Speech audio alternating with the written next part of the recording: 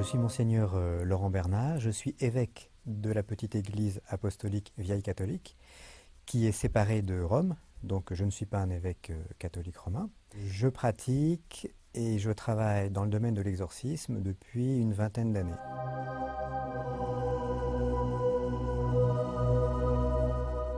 Oui, alors en tant que religieux, je vais vous affirmer que le mal existe vraiment.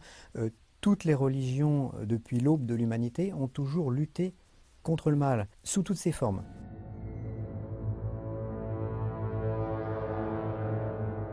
Dans le cadre d'un exorcisme tel qu'on le voit dans le film, vous avez une dame, un personnage, une personne, qui se trouve possédée par le mal, qui peut prendre différentes formes.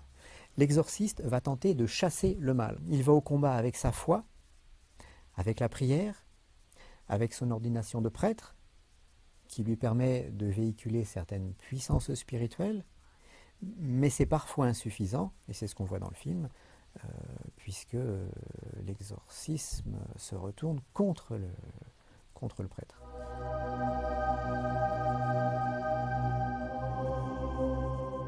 Un bon exorciste, c'est une personne qui sera ordonnée prêtre, qui aura la foi, une foi puissante, mais qui aura également un entraînement physique, presque un entraînement sportif à la manipulation de certaines énergies, et également des rituels.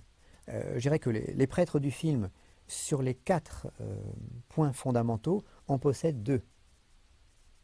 C'est ce qui fait leur faiblesse, et c'est ce qui fait tout l'intérêt du film.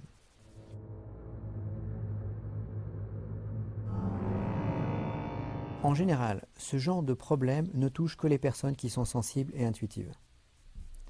Un des premiers symptômes que l'on retrouve dans cette situation, c'est la fatigue sans raison. Par exemple, une personne se réveille le matin épuisée. Et ensuite, nous avons un certain nombre de problèmes qui vont aller crescendo dans la vie. Ça peut être des problèmes d'ordre sentimentaux, des problèmes d'ordre professionnel, des problèmes d'ordre familiaux, qui font que la personne va petit à petit se retrouver isolée de son contexte, de sa famille, de ses proches, et va se trouver plus facilement sous l'emprise du mal. Alors, bien sûr, il faut rester les pieds sur terre, on peut tous avoir des périodes de malchance. Mais si cette période de malchance dure longtemps, à ce moment-là, je crois qu'il faut se poser d'autres questions.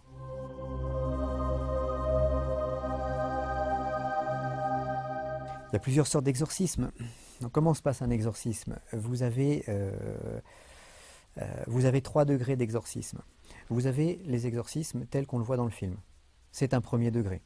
Le prêtre récite des prières et fait ce qu'il peut avec les moyens dont il dispose.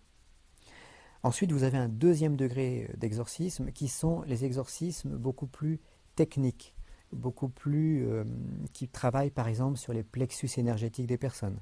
Donc là, on rentre un peu dans des choses cachées, dans des choses qui sont plus étranges et qui sont plus réservées.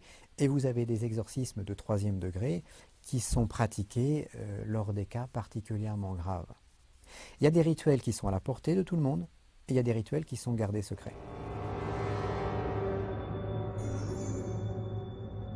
Les prêtres catholiques romains filment parfois leurs exorcismes, nous également, mais les images ne sont jamais diffusées au public pour ne pas amplifier le phénomène, pour ne pas donner une prise au mal. Et il y a beaucoup de choses, heureusement, qui sont cachées par le Vatican, qui sont cachées également par les autres églises qui pratiquent l'exorcisme, de façon à ce que le public ne soit pas atteint psychologiquement, de façon à ce que le public n'ait pas peur de ces choses.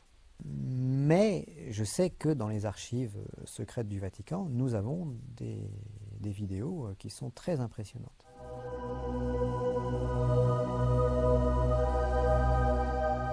Le mal se retournera toujours contre l'exorciste.